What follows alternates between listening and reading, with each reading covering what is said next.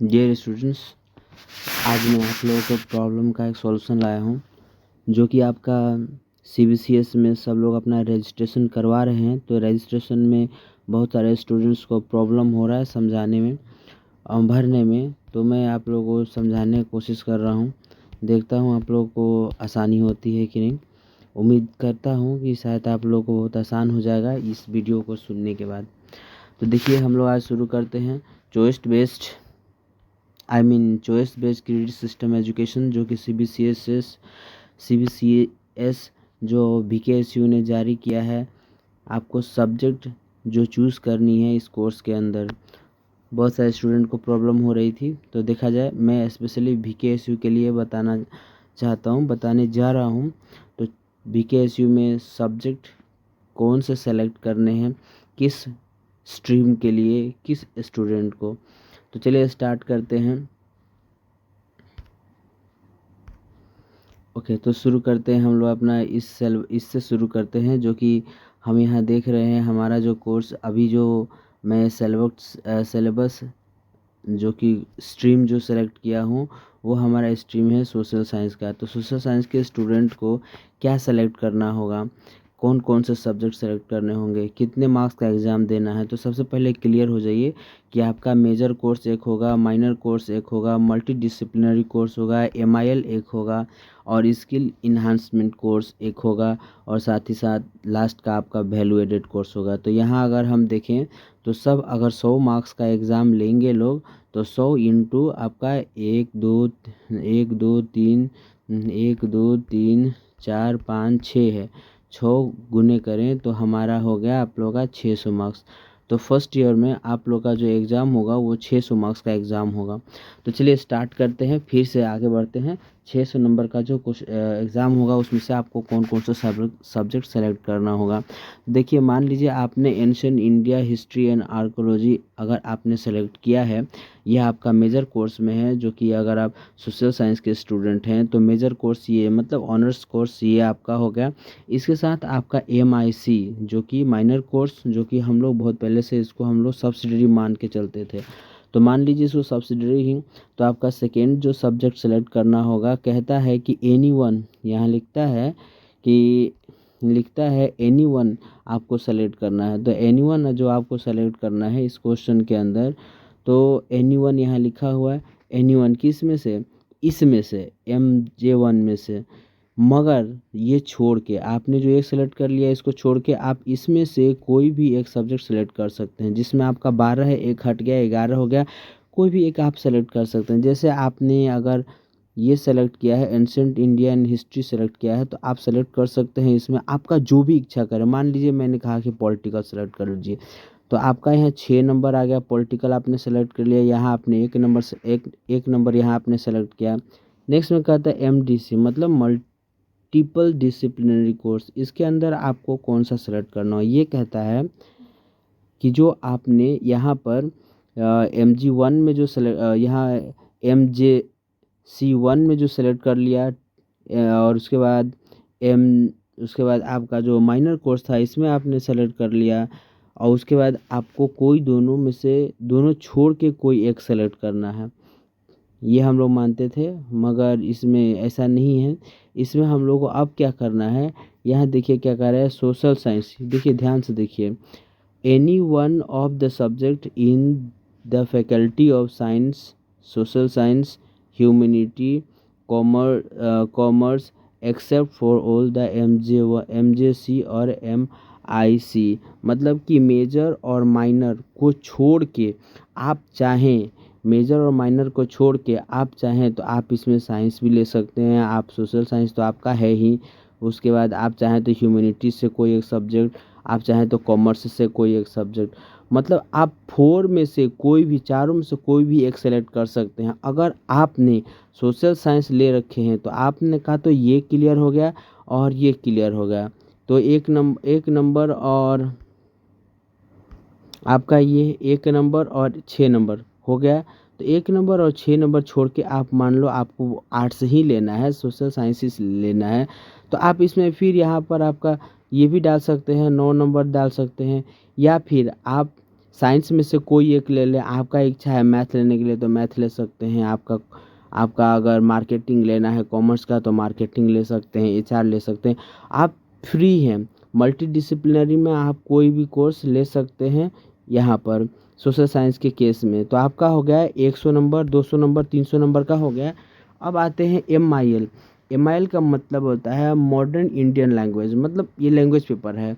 आप मान लो इंग्लिश ही आपका पसंद है तो मान लीजिए इंग्लिश ले लिए, तो हो गया 100, 200, 300, 400 नंबर का। अब आपका यहाँ जो है स्किल इन्हांसमेंट कोर्स में आपको जो भी एक पसंद हो इसमें से एक ले सकते हैं।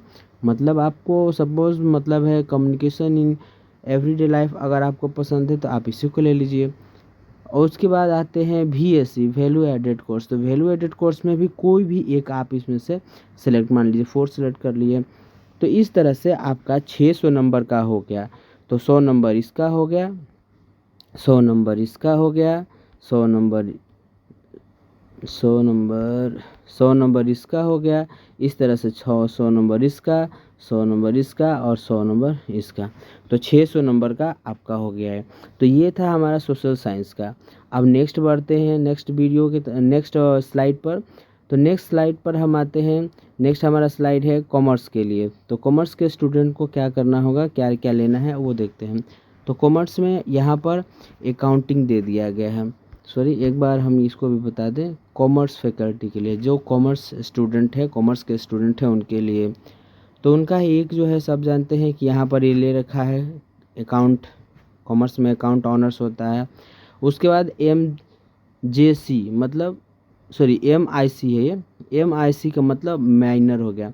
माइनर कोर्स में एक ये ले सकता है, HR ले सकता है या मार्केटिंग, दोनों में से कोई एक ले सकता है। तो इसका हो गया MIC में दोनों में से कोई एक लिया, एक ये ले लिया, तो इसका हो गया 200 नंबर। अब आते हैं इसमें, आ जाइए मल्टी डिसिप्लिनरी में। तो मल्टी डिसिप्लिनरी में क्या कहता है कि मल्टी डिसिप्लिनरी में स्टूडेंट को, यहाँ देखिए फिर से वही बात है कि उसको साइंस में से कोई एक सब्जेक्ट ले सकता है, साइंस में से कोई एक सब्जेक्ट, सोशल साइंस में से भी कोई एक सब्जेक्ट, ह्यूमैनिटी से कोई एक सब्जेक्ट, और कॉमर्स में तो है ही। कॉमर्स में भी चाहे तो अगर इसने 1 का जो अकाउंटेंसी के बाद HR ले लिया तो एक बच गया, तो यहाँ फिर वो चाहे तो इसमें मार्केटिंग पॉइंट नंबर 2 भी ले सकता है। या फिर इन तीनों में से कोई एक, साइंस हो गया, सोशल साइंस हो गया, ह्यूमैनिटीज हो गया, कोई एक इसमें से ले सकता है। तो इस तरह से हमारा 100, 200, 300, 100, 200, 300 नंबर का हो गया। अब आते हैं यहाँ MIL में। तो कोई भी एक ले सकता है। अगर उसको इंग्लिश पसंद है तो इंग्लिश ले ले, हिंदी पसंद है तो हिंदी ले ले, कोई भी एक ले सकता है। इस सॉरी, ये उस पर निर्भर है। मान लो इंग्लिश ही ले लिया, इंग्लिश ले लिया, तो हम मानते हैं 1 2 3 4, 400 नंबर का हो गया। अब आते हैं यहाँ skill enhancement course. Skill enhancement course में वो चाहे तो कोई भी ले सकता है, दोनों में से, इन दोनों में से ही लेना होगा, यानी कि पॉइंट नंबर 1 या पॉइंट नंबर 1 या पॉइंट नंबर 2। चलिए इसमें से हमने स्टूडेंट जो हैं, हम ये स्टूडेंट बन जाते हैं, ये ले लिए। तो अब हमारा 100, 200, 300, 400 नंबर का हो गया। 500 नंबर का, सॉरी, ओके। तो 100 का 101, 100, 200, 300, 400, 500 का हो गया। अब आते हैं 600 में। तो इसमें से भी कोई दोनों एक ही लेना होगा। मान लीजिए हमने स्वच्छ भारत का ले लिया, स्वच्छ भारत का ले लिया, तो यहाँ तक का हो गया हमारा ये कोर्सेस। तो यहाँ टोटल मिला करके हम यहाँ भी देख सकते हैं, मतलब कि 100 गुना 6 बराबर 600 मार्क्स का हो गया आपका। तो यहाँ तक का हो गया, हमने देख लिया। ये हमारा था कॉमर्स के लिए। तो कॉमर्स में भी हो गया 600 नंबर का, 100, 200, 300, 400, 500, 600। अब आगे बढ़ते हैं, नेक्स्ट में साइंस फैकल्टी आते हैं। तो साइंस फैकल्टी जो साइंस है उनको क्या लेना है। तो साइंस वाले को, एक मिनट, कॉमर्स के बाद साइंस ही था, ओके। साइंस फैकल्टी को देखते हैं। साइंस अगर किसी का है, किसी का साइंस है, तो वो क्या क्या लेगा। साइंस वाले स्टूडेंट ध्यान से सुनेंगे। अब यहाँ देखिए, मान लीजिए फिजिक्स, केमिस्ट्री, मैथ, बॉटनी और जूलॉजी 4 सब्जेक्ट लिया है। अगर 4 सब्जेक्ट लिया है तो चारों में से कोई एक ऑनर्स मिलेगा। सपोज हम ले चलते हैं जूलॉजी ले लिया, जूलॉजी लिया तो उसके बाद इसका MIC मतलब माइनर, मतलब सब्सिडियरी, पुराने के मुताबिक हम इसको सब्सिडियरी कहेंगे। तो अगर जूलॉजी लिया है तो उसको ऊपर के कोई भी एक में से सेलेक्ट कर सकता है, मगर मेरे ख्याल से मुझे लगता है कि जूलॉजी वाले को बॉटनी लेना सही होगा, मतलब कि पॉइंट नंबर 4 लेना सही होगा। मान लीजिए बॉटनी ले लिया पॉइंट नंबर 4, यहाँ पॉइंट नंबर 5, तो हो गया इसका 2 हो गया। अब मल्टी डिसिप्लिनरी में देखिए क्या है, मल्टी डिसिप्लिनरी में वो चाहे तो साइंस फैकल्टी में से इन दोनों में से छोड़ के कोई एक, मतलब कि जूलॉजी बॉटनी ले लिया तो उसका अगर इच्छा है तो वो यहाँ पर केमिस्ट्री पॉइंट नंबर 2 भी ले सकता है, या फिर उसका इच्छा है सोशल साइंस से तो सोशल साइंस से कोई एक सब्जेक्ट सेलेक्ट कर सकता है, ह्यूमैनिटीज़ से, यहाँ तक कि कॉमर्स से भी कोई एक सेलेक्ट कर सकता है। तो साइंस वाले आपके ऊपर निर्भर करता है कि आपको कौन सेलेक्ट करना है। अगर आप जूलॉजी ऑनर्स हैं तो बॉटनी लेते हैं, केमिस्ट्री लेते हैं, या फिर आप जा कर के सोशल साइंस में से कोई एक सब्जेक्ट सेलेक्ट कर सकते हैं, या कॉमर्स से कोई एक सब्जेक्ट सेलेक्ट कर सकते हैं। तो ये आपका चॉइस है, आप कहाँ से सेलेक्ट करेंगे।